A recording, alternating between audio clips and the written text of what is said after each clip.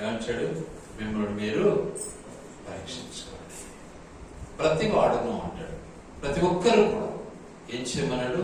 కొరింథీ పత్రికలో అంటాడు కదా 11:28లో, ప్రతి వాడు కూడా మిమ్మల్ని మీరు పరీక్షించుకోండి. పరీక్షించుకున్న తర్వాతనే ఆయన ఇచ్చినటువంటి ఈ భోజనాన్ని భుజించటానికి మనకు అర్హత, హక్కు. మనం పరీక్షించుకోకుండా నీళ్ళలో మునిగి తేలినాములే అనుకుంటే సరిపోదు. ప్లీజ్, నేను బాగా ఈ విషయాన్ని విడదీసి చెప్తూ ఉంటాను. నీళ్ళలో మునిగినంత మాత్రాన పరిశుద్ధత రాదు. అది ఆయన ఇచ్చిన సంకేతం. కానీ లోపల కార్యం జరగాలి. అప్పుడే దాని యొక్క పరివర్తన మనం చూస్తాం. అది లేకుండా నువ్వు 110 సార్లు మనకు ఏం ప్రయోజనం లేదు. ఆ మార్పు రావాలి. అందుకే ఇక్కడ అంటున్నాడు అనమాట. ఏమంటున్నాడంటే, దీనికి ఒక పేరు పెట్టారు. ఆ రాత్రి ఏమంటాడు ఇక్కడ? చూద్దాం ఆ మాటను ఒకసారి. ఆ రాత్రి కొరింథీ మొదటి పత్రిక 11వ అధ్యాయం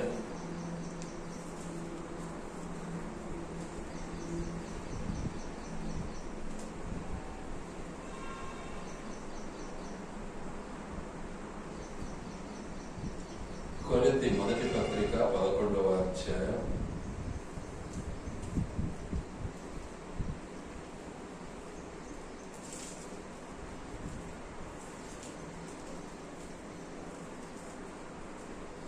23వ వచనం. నేను మీకు అప్పగించిన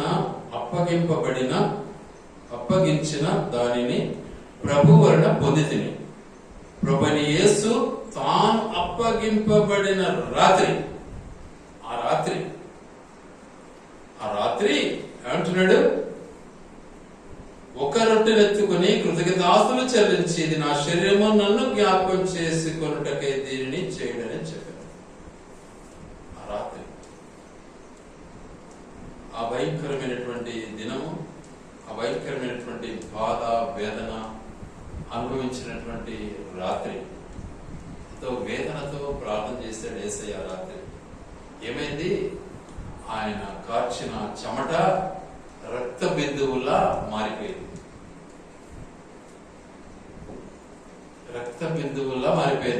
చెమట. మనం కన్నీరు కార్చలేం, మన చేత కాదు. ప్రార్థనలో మనమంతా సత్యంలో అన్నట్టు ప్రార్థన చేస్తాం. ప్రార్థన, కన్నీటి ప్రార్థన దేవుడు వింటాడండి. హృదయ వేదన వింటాడు దేవుడు. పెదవులతో చేస్తే వినడు.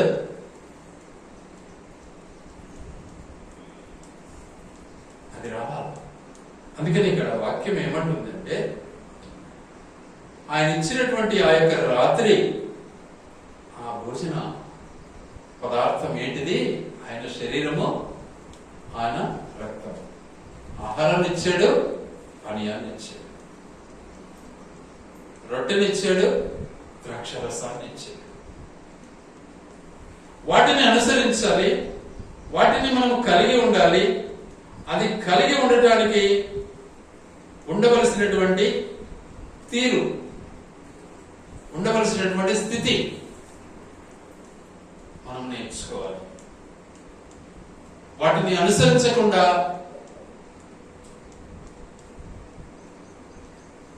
ఏదో ఆచారం అనుకొని దాన్ని అనుసరిస్తే మాత్రము పరిస్థితి ఏమవుతుంది తెలుసా? ఏమైతుంది అంటే, అనేకులు మీలో బలహీనులను రోగులునై ఉన్నారు. ఇంకా చాలా మంది నిద్రించుచున్నారు. కాబట్టి మనల్ని మనమే ఏం చేసుకోవాలా? విమర్శించుకోవాలి. వేరే వాళ్ళని కాదు. నేను ఎలా ఉన్నాను? నేను పరిశుద్ధంగా ఉన్నానా? నాలో పరిశుద్ధత ఉందే? ఎప్పుడు చూసినా విమర్శకే మనం బానిసలమైపోయి ఉంటాం. ఏం ప్రయోజనం అంటే,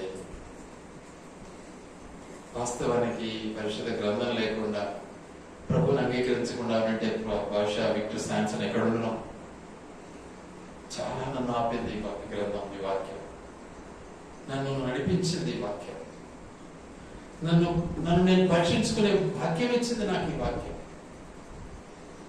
అది లేకుండా ఉంటే ఈరోజు నిజంగా అర్థమే లేదు, అసలు ఎక్కడ ఉండేవాడిని తెలియదు అసలు. ఎందుకంటే నా యొక్క జీవిత విధానం అలాంటిది, నేను జీవించిన జీవితం అలాంటిది, అంత భయంకర పరిస్థితిలో ఉన్నాను. కానీ వాక్యం నన్ను ఏం చేస్తా వచ్చింది? సేద తీరుస్తా వచ్చింది. ఈ వాక్యం నన్ను నడిపిస్తా వచ్చింది. ఈ వాక్యాన్ని నేను ఏం చేస్తున్నాను? ఒళ్ళకు పట్టించుకున్నాను. కాబట్టి ఈ రోజు నిలబడగలిగాను. ఏ మనిషి కూడా నాకు అడ్వైస్ చేయలే, ఏ మనిషి విధంగా నడుచుకొని చెప్పలే, ఏ మనిషి చెప్పలే, ఎక్సెప్ట్ ఆ తల్లి ఒక్కటి మాత్రము నాకు నేర్పించింది ఏంటంటే వాక్యం చదువు, వాక్యం చదువు, వాక్యం చదువు. ఎందుకు అంటే మనము వీటిని అనుసరించకుండా మనం ఏదో తెలుసన్నట్టు ఫీల్ అయినట్లయితే పాపమే, పాపమే. అబద్ధం ఆడలే, అట్లా చెప్పినా నేను, అట్లా చెప్పినా నేను అంటే అదేంది? అది అబద్ధం కదా, అది కాదా, అది సత్యమా? అట్లా చెప్పినా నేను, అట్లా చెప్తే బాగుంటుందని చెప్పినా, అది సత్యమా? ఎంత దేవుని కూడా మనం ఫుల్ చేయాలని చూస్తే ఏం ప్రయోజనం? దేవుడు అలాంటి ఒక్కడు, ఆ గుడి సాకులన్నీ అబద్ధాలే. అందుకనే దేవుడు కూడా ఏం చేశాడంటే ఒక మాట అంటాడు. ఏమంటాడు చూద్దాం ఆ మాటను ఒక్కసారి. ఏమంటాడంటే ఆ పులిసిన పిండిని గురించి జాగ్రత్త పడండి అంటాడు. పులిసిన పిండిని గురించి జాగ్రత్త పడండి. ఎవరా పులిసిన పిండి? పులిసిన పిండి ఎలా ఉంటుంది? అప్పుడు మళ్ళీ వాళ్ళకు డౌట్ వచ్చింది. ఓహో, పిండి అంటున్నాడు కాబట్టి రొట్టెలు తేలేదనేమో దేవుడు మనతో మాట్లాడుతున్నాడు అనుకున్నారు మనసులో. కానీ హృదయ రాష్ట్రం పెరిగిన దేవుడు అది గ్రహించిన వాడే, మరి పిచ్చోళ్ళరా, ఆ రొట్టెలు కాదురా నేను అడిగేది, పులిసిన పిండి అనగా ఆ పరిసయ్యులు, ఆ శాస్త్రులు, వారు పులిసిన వారు, వాళ్ళలో స్వచ్ఛత లేదు, వాళ్ళలో పరిశుద్ధత లేదు, వాళ్ళని గురించి జాగ్రత్తగా ఉండండి, వాళ్ళు చెప్పే మాటలు వినండి అంటున్నాడు. తీయగా మాట్లాడితే వాళ్ళ మాటలు మనం వింటాం. అట్టక్క ఇట్టక్క అంటే అబ్బా ఎంత అక్క మంచిది, అక్క ఎక్కడ తీసుకుతా నిన్ను నేర్చుకుని నరకాన్ని తీసుకుపోతా ఉంది. కానీ వాక్యం నేను గర్దిస్తుంది. ఆ గర్దింపుకు నువ్వు లోబడితే నేను సరి చేసుకుంటాను, చక్కటి మార్గంలో నడుస్తాను. వాక్యం సెలవిస్తున్న మాట ఒక్కసారి జ్ఞాపకం చేసుకుందాం. కొరింథీ మొదటి పత్రిక 5వ అధ్యాయం 7వ వచనం.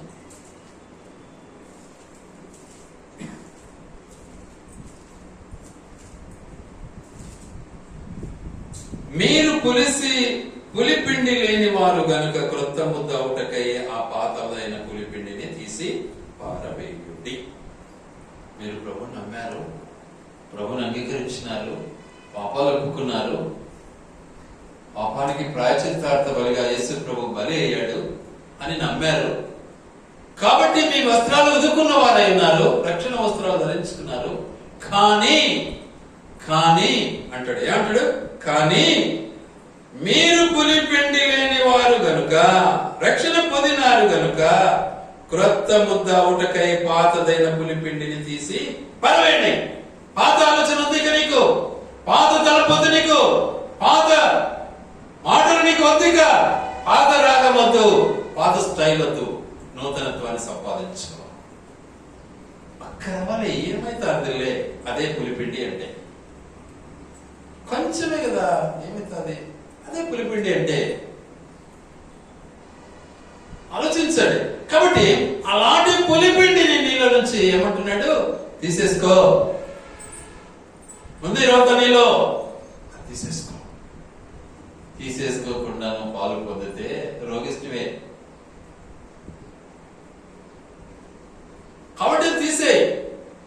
అది తీసేసుకున్నప్పుడు పాతదైన పులిపిండిని నువ్వు తీసి పారవేస్తే పరిస్థితి ఏమవుతుంది అంటున్నాడు? పారవేయుడి. అంతేకాక క్రీస్తు అనుమన పస్కా పశువు వధింపబడెను గనుక పాతదైన పులిపిండితోనైనను దుర్మార్గతయు దుష్టత్వమును పులిపిండితోనైనను కాకుండా నిష్కపట్యమును సత్యమునను పులి అని రొట్టెతో పండుగ ఆచరించాలి. మనం ఈ రొట్టెని తినడానికి ఇష్టపడతామా? బిర్యానీలు తినడానికి ఇష్టపడతాం. అవునా? ఆలోచించండి ఒకసారి. ఏది కావాలో మనకు తిండి? చికెన్ బిర్యానీ, మటన్ బిర్యానీ, ఏది బాగుంటుంది?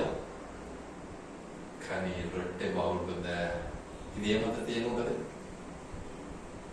చక్కెర వేస్తాం అనుకో, ఆయన రొట్టె ఏం బాగుంటది? కానీ దేవుడు అంటున్నాడు, చాలా స్పష్టంగా మాట్లాడుతున్నాడు. ఏమంటున్నాడు?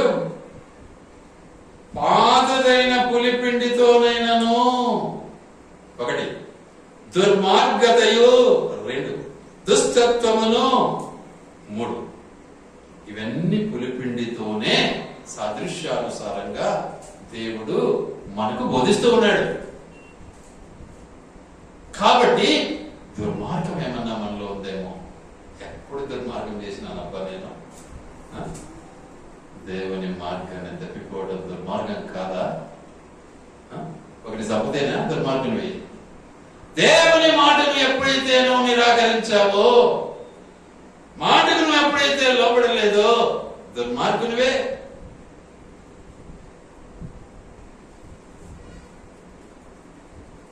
కాబట్టి మన దుర్మార్గతను విడిచిపెట్టాలి. అది పులిపిండితో సమానం. ఏం చేస్తుంది? అది మొత్తము పులిపిండిగా తయారైపోతుంది. సేవలు ఒక్కరవే ఒక్క చుక్క వేసేది, కానీ పెరిగైపోతుంది. పిండి పులిసిపోయింది ఒక్క రవ్వ అంటే మొత్తం పులిసిపోతుంది అది తీసేస్తేనే. అందుకే క్యాన్సర్ వస్తే ఏం చేస్తారు? కరెంటు షాక్ పెడతారు. ఎందుకు? వాటికి అది కట్ అయిపోవాలని, ప్రాకకూడదు మిగతా దేహానికని. కాబట్టి ఆ పులి పిండిని మనము తీసి పారవేయాలి. అప్పుడే మన బ్రతుకు ధన్యమవుతుంది. అప్పుడే ఆ యొక్క శరీర రక్తంలో మనం పాలు పొందడానికి అనుకూలమవుతాం. ఆ పులిపిండిని మనం పారవేసినప్పుడు తినే రొట్టె ఎలా ఉంటుంది అంటే ఆనందంగా ఉంటుంది, సంతోషంగా ఉంటుంది. ఈ సంతోషాన్ని విడిచిపెట్టి లోకపు రంగులకు ఆశపడి మనం ప్రయాసపడితే ఏమవుతుంది? దానివల్ల ఆరోగ్యవంతులం కాలేము, అనారోగ్యమే జరుగుతుంది. కాబట్టి అట్టి పులిపిండి నుండి మనం ఏం కావాలి? దూరం కావాలి. మనలో ఉన్నటువంటి ఆ పులిపిండిని తీసి పారవేయాలి. వాటిని మనము నిజంగా గుర్తించడం నేర్చుకోవాలి. చూడండి 2వ అధ్యాయము, అక్కడే 2వ అధ్యాయము 10వ వచనం చదువుకున్నాం. మనకైతే దేవుడు వాటిని తన ఆత్మ వలన బయలుపరిచి ఉన్నాడు. ఆ ఆత్మ అన్నిటినీ, దేవుని మర్మములను కూడా పరిశోధించుచున్నాడు. ఏమండి? ఏమన్నాడు? ఆత్మదేవుడై ఉన్నాడు. మనలో వాటన్నిటిని పరిశోధించుతూ ఉన్నాడు. పరిశోధించే శక్తి మనకిచ్చాడు. ఆ ఆత్మ తానే మనలను పరిశోధిస్తా ఉంది. ఆత్మ తానే మన కొరకు విజ్ఞాపన చేస్తా ఉంది. కాబట్టి మన జీవితాలను మనం సరిచేసుకుంటూ ముందుకు సాగాలని దేవుడు మనల్ని హెచ్చరిస్తూ ఉన్నాడు. అందుకే అంటాడు, చూడండి దయచేసి రోమీయులకు రాసిన పత్రిక 8వ అధ్యాయము 22వ వచనం చదువుకుందాం.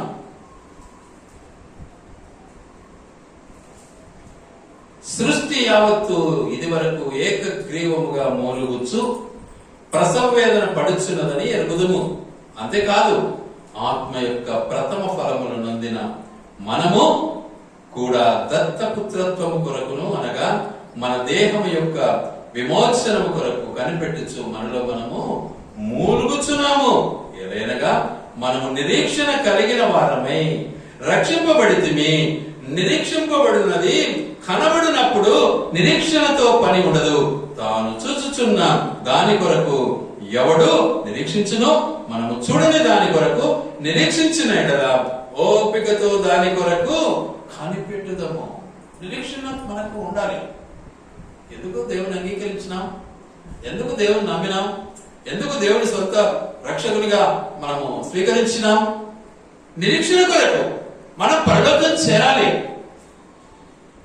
మరి ఆ యేసయ్య మన కొరకు ఇచ్చిన తన యొక్క సాదృశ్యాన్ని, తన యొక్క మరి జీవన ప్రమాణాన్ని మనము అనుసరించకుండా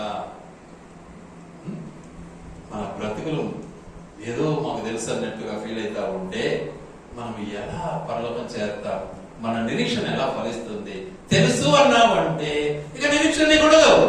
తెలుసు అని నువ్వు ఎప్పుడైతే అనుకున్నావో నిరీక్షణ నీకు లేదు. గ్యారంటీ.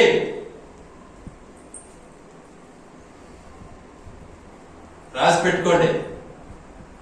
నాకు తెలుసులే అనుకునేవనుకో నీ మనసులో నీలో నిరీక్షణ లేదు అని అర్థం. చాలా క్లియర్ గా ఉంది ఇక్కడ వాక్యం. కాబట్టి నా జీవితంలో తెలియని దాన్ని నిజంగా నేను అనుభవించాలి అనే నిరీక్షణ నీకుంటే పరలోక రాజ్యం నీకు దక్కుతుంది. అట్టి నిరీక్షణ మనము కలిగిన వారముగా ఉండాలన్నదే దేవుని యొక్క ఉద్దేశం.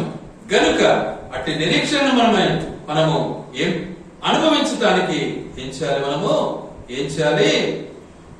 తప్పించాలి. ఆకలిగానే ఉండాలి. దాహం కలిగి జీవించాలి. కాబట్టి దాన్ని పొందటానికి ఎలా భుజించడం నేర్చుకోవాలి. పరిగెత్తుకుంటూ వెళ్ళడం నేర్చుకోవాలి. ఎక్కడికి? హోటల్ కాదు, దేవుని సన్నిధికి. దేవుని సన్నిధికి ఎలా వెళ్ళాలి? నడుము బిగించుకోవాలంటాడు. చూద్దాం ఆ మాటలు ఒకసారి. నిర్గమకాండము 12వ అధ్యాయం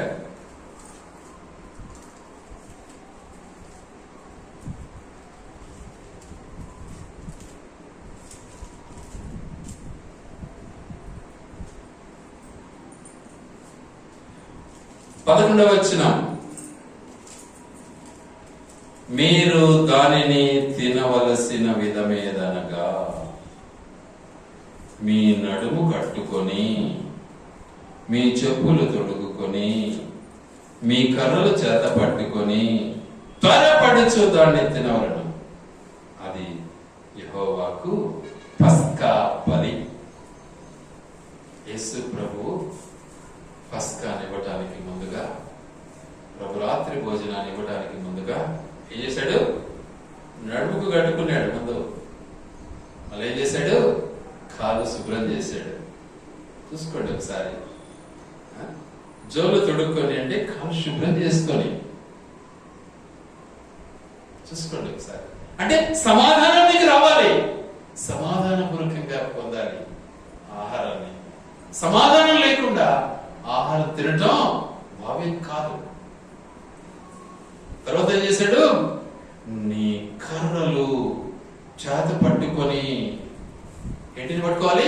కర్రలు చేత పట్టుకోవాలి, వాక్యాన్ని చేత పట్టుకోవాలి, ఆజ్ఞను అనుసరించేవాడిగా ఉండాలి. త్వరపడుచు వేగిరంగా ఆతురతగా దేవుని సన్నిధికి చేరడం నేర్చుకోవాలి. దేవుని సన్నిధి అంటే ఏమైతుంది లేదు, కొంత లేట్ అయినా పర్లేదు, ఏం కాదులే అనుకుంటాం. అదే ఉద్యోగానికి అయితే గంట కొట్టిన 10 నిమిషాలు ముందుంటాం. చూడు ఎంత మనలో మార్పు ఉందో. నిజంగా మనం దేవుని బిడ్డలమో కాదు ఒక్కసారి పరిశీలించుకోవాలి. దేవుని సన్నిధి నీ ఉద్యోగం కాదు, నీ పని కాదు, ఇక దేనికి కూడా నువ్వు పోల్చలేవు అసలు. అది అమూల్యమైనది. అంటే దేవుని సన్నిధిని నువ్వు ఎంత నిర్లక్ష్యం చేస్తున్నావు ఒకసారి ఆలోచించుకో. నేను చేయనండి, దేవుని విషయంలో నిర్లక్ష్యం చేయను, గ్యారంటీ. నాది మాత్రం గ్యారంటీ. నన్ను పిచ్చోడు అనుకోండి, ఎవరు అనుకోండి, నా దేవునికి నేను ఇష్టంగా జీవించాలి అంతే.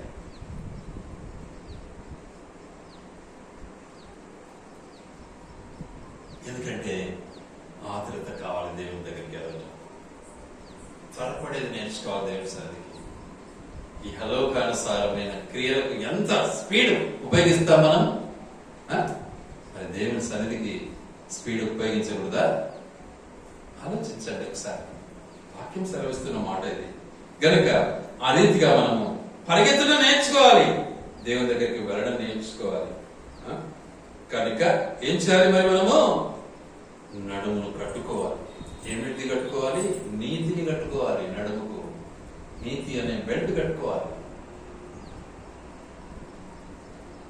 అన్నాడు కదా. బిగించాలి. తర్వాత ఏం చేయమన్నాడు?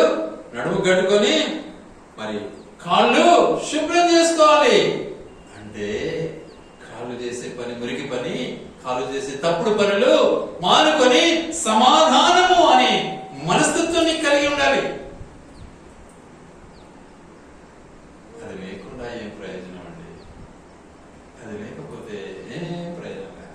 అందులో నీకు నిరీక్షణ లేకపోతే, నాకు తెలుసు అనేవంటే నువ్వు నిరీక్షణ పరులవి కాదు. ఎప్పుడైతే ఈ భావం నీకు వచ్చేసిందో, నాకు తెలుసులే అనేది, నీకు నిరీక్షణ లేదు. కాబట్టి లోబడటం నేర్చుకోవాలి. దేవునికి మనం లోబడిన వారం అవుతే మన జీవితము ధన్యమవుతుంది. ఎందుకంటే దేవుని యొక్క ఉద్దేశం ఏంటి అంటే ఎల్లప్పుడూ కూడా ఎలా ఉండాలి? మనము ఎలా ఉండాలి? టాప్ టు బాటమ్ పరిశుద్ధంగా జీవించడం నేర్చుకోవాలి. పరిశుద్ధత మనకు అవసరం. చాలాసార్లు సైతానుడు నిన్ను బండిలు కొట్టిస్తూ ఉంటాడు. ఒకసారి పడిపోతాం, కానీ వెంటనే రికవర్ చేసుకోవాలి, రీకనెక్ట్ చేసుకోవాలి. ఆ సమయాలను నేను కృంగిపోతూ ఉంటాను, అప్పుడప్పుడు చాలా బాధపడుతూ ఉంటాను, నాకు తెలుసు అది. కానీ నన్ను అర్థం చేసుకోరు మనుషులు తొందరగా. ఇంట్లో వాళ్ళే అర్థం చేసుకోరు, బయట అర్థం చేసుకోరు. ఎందుకంటే పొరపాటున జారిపోతా ఉంటాం ఒక్కోసారి మాటలు. కాకూడదనే ఆశ నాకు, కానీ సైతాన్ ఆ విధంగా తొలగిస్తుంది అన్నమాట. రీకలెక్ట్ చేసుకోవాలి, మనం సరి చేసుకోవాలి, దేవుని సన్నిధికి చేరాలి. అదే అంటాడు, కాలు గడుక్కోనైనా అంటాడు దేవుడు. బిగించుకో అంటాడు. లూజ్గా ఉందేమో నేను నడుము, బిగించుకో. నీతిని సంపాదించుకో, పాదాలు శుభ్రం చేసుకో, సమాధానం సంపాదించుకో. పరిగెత్తుకుంటూ దేవుని దగ్గరికి రా. ఆలస్యం చేయాలి, నిర్లక్ష్యం చేయాలి, సోమర్థుని అసలు చేయగలరు. కానీ సోమరులకు దేవుడు బోధించాడు మాట. అంటాడు, సోమరి చీమల దగ్గరికి వెళ్ళి నేర్చుకోపోదా అంటాడు, జ్ఞానం సంపాదించుకోపో అంటాడు. అవి ప్రాణం లేని సూక్ష్మాలు. చీమలు చూడిపో ఎంత చక్కగా, ఎంత క్రమంగా ఒకదాని వెంట ఒకటి ఎట్లా పరిగెత్తూ ఉంటాయో, ఎట్లా ఎండల కాలంలో ఆహారాన్ని సమకూర్చుకుంటాయో. మనకు అది లేదు. సోమరి బతుకు సమకూర్చుకోవడం లేదు మనం. కాబట్టి మనం నేర్చుకోవడానికి ప్రయత్నించాలి, వాటిని బట్టి మనం ముందుకు సాగాలి. అలాగే మన జీవితంలో చాలా సత్యాలను నేర్చుకోవాల్సినటువంటి ఉన్నాయి, వాటన్నిటిని బట్టి మనం ముందుకు సాగడం నేర్చుకోవాలి. అలా మనం చేసినప్పుడే ఆ బలలో పాలు పొందే అర్హత మనకు లభిస్తుంది.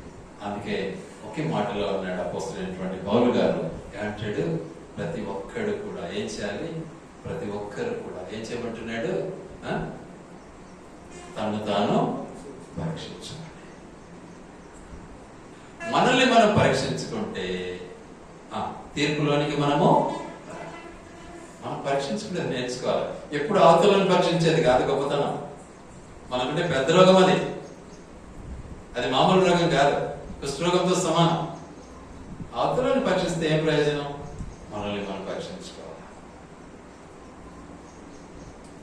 దేవుడిచ్చిన ఈ గొప్ప ఆధిక్యతను మనం మర్చిపోకూడదు.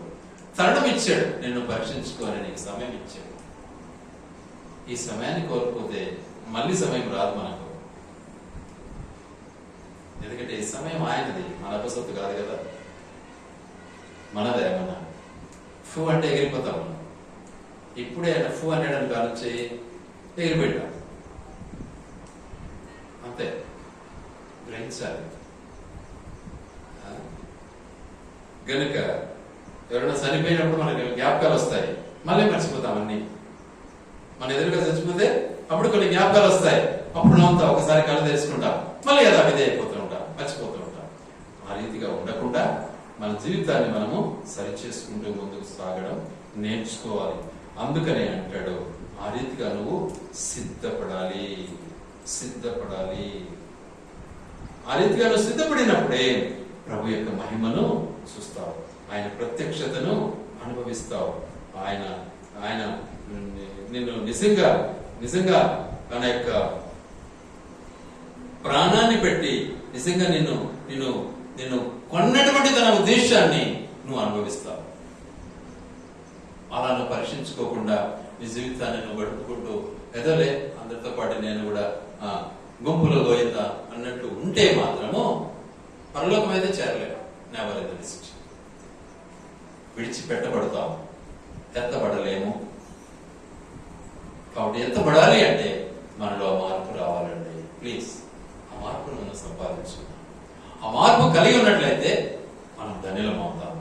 అలా మనం దేవుడు నిజంగా మనల్ని నడిపించి తన యొక్క మార్గంలో, అందుకే ఆయన వచ్చాడు.